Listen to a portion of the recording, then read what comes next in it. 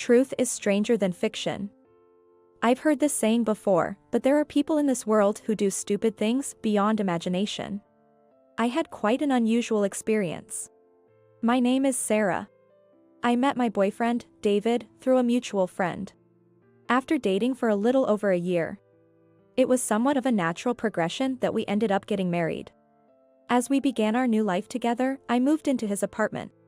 Organizing our belongings, we were all set to submit our marriage registration. That was when I was suddenly struck with a fever. Diagnosed with the flu at the hospital, David said, "I'll go and submit the marriage registration," and I entrusted him with it. Hours later, I heard David return and a sweet female voice calling out, "David." I wondered if he'd bring another woman home because I was sick. But it wasn't a misunderstanding due to my fever. He returned home with his mother. His mother opened the door to our bedroom and asked, "Sarah? Aren't you going to come out and greet me?" Demanding greetings from a sick person? What kind of dictator is she? Pretending to be asleep, I was then subjected to another attack from his mother. She forcibly removed my blanket and exclaimed, "You're still in your pajamas." Well, that was because I was sick. Get up and change at once. You look disgraceful, she demanded, trying to pull me out of bed. Please leave me alone. I have the flu and it's contagious. I blurted out in my fluster. Where was David? Then I heard the loud sound of the TV. He seemed to be watching a comedy show in the living room. He was laughing along with the audience. David. Your mother is attacking your wife here. You call yourself a wife? Unbelievable. Fine, if you're too sick to cook, I'll prepare David's meal. Be grateful, you useless fool. She shouted before storming out of the room. Her attitude towards someone who was sick in bed. She was just evil. David, I'm making your dinner. Okay. I actually heard you say that to Sarah. Exhausted by the parent-child conversation I overheard, I felt completely drained. If you heard, why didn't you stop her? Frustrated by his lack of intervention and his mother's continuous abuse towards me, my irritation with David grew. Unable to sleep peacefully, it took 5 days for my fever to subside. I should never have agreed to marry him. I was already missing my single life. After a 2-day rest period, I finally returned to work and let my boss know that I was married. Since we had no plans for a wedding ceremony, I only informed him and the HR department. Being somewhat of a loner at work, I only had one friend, Anna, who was working in HR. Congratulations on your marriage. A week off for the honeymoon? I'm jealous. I could only sigh at Anna's teasing smile. I just fell ill with the flu and got tormented by my mother-in-law.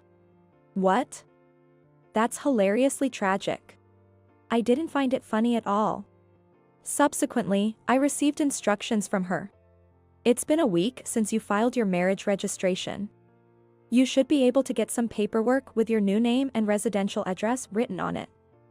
Go get it. Once that's done, please let me know so I can update all your details in our system. I listened to these instructions with a serious face. At that moment, all I could think was just getting a divorce. I never expected such a shocking turn of events. After work, I immediately headed to the city hall to request for the paperwork I was advised to get. What? Looking at the surname on the paperwork, I knew something wasn't right. It still had my maiden name printed on it. What does this mean? I quickly texted Anna.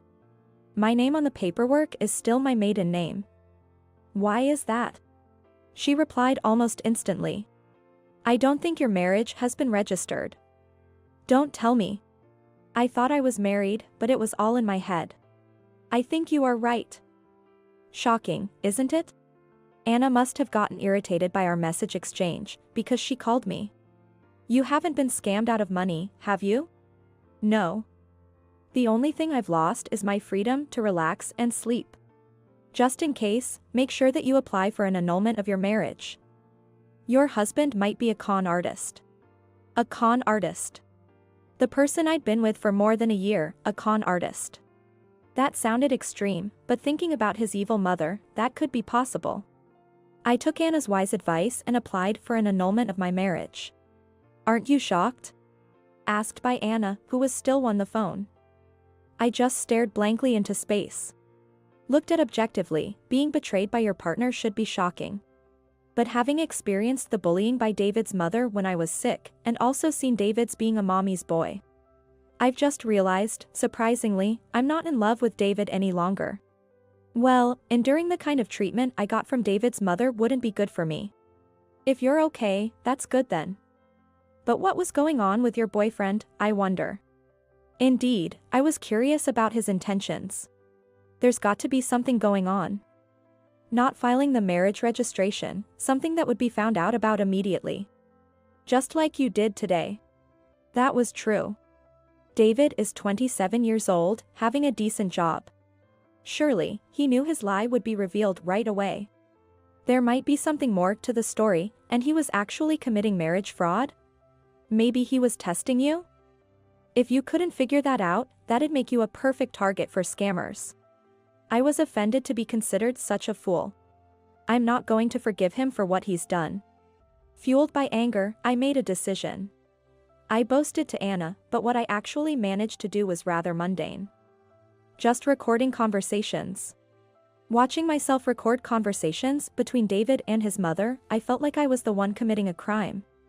After about 3 days of trying, all I got was more of his mother's bullying towards me. And the conversations between the mama's boy and his mother. I lost interest before finding any solid evidence. I got bored. Being a detective's not an easy job. But I was unaware. That very day, after sending such a text message to Anna, an unexpected turn of events awaited me. At dinner, eating his mother's bland beef stew and enduring the usual verbal attacks from her. I must have looked dead inside. Seeing my mentally drained state, his mother looked at me with satisfaction and let out a chuckle. You look unhappy ever since you got married, Sarah. But you know, it's because you're not doing well as a wife, so I'm here to teach you.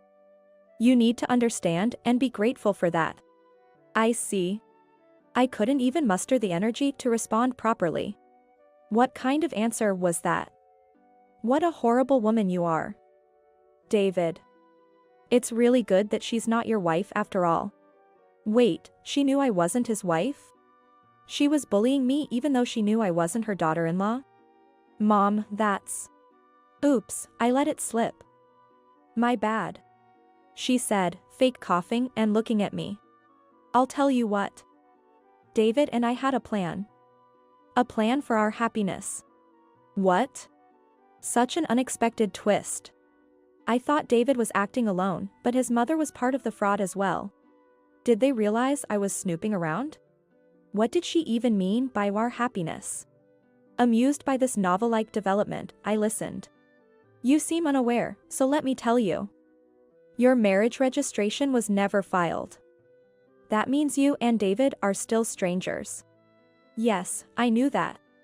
I felt bad, but I did it because Mom told me to. Before it was too late, we wanted to know if you were the right person for David. If you were no good, he could just have you bear his child and then leave you. That way, we wouldn't have to tarnish our family records, right? They wanted a child. Not my money? What exactly do you mean? The reason why we didn't file your marriage registration was that we were just testing you to see if you could be a good wife. What? Was that it? Could any novel have such a boring plot? That's just... my 3 days of effort, all for nothing. I dropped my eyes and walked to our bedroom. Packed in advance in case I needed to flee if my eavesdropping was discovered, I grabbed my bags. David, in a panic, came up to me. I never meant to hurt your feelings. It's okay. Goodbye. I said, looking down. What else could I say? Was I going out with a con artist? Sounded like a fiction movie. My parents were surprised when I suddenly returned home. When I told them what happened, they were speechless with their mouths agape. Since it was very late, they just told me to go to bed, treating me with great caution. As the next day was Sunday, I vented all night to Anna and a few other friends at a nearby pub. I was over it by next day, but I was completely unaware of what was happening. On Monday night, the doorbell rang at my parents' house. And my father's angry voice echoed, "Get out." Rushing down, I found David at the entrance. His mother was there too, standing behind him. "Sarah.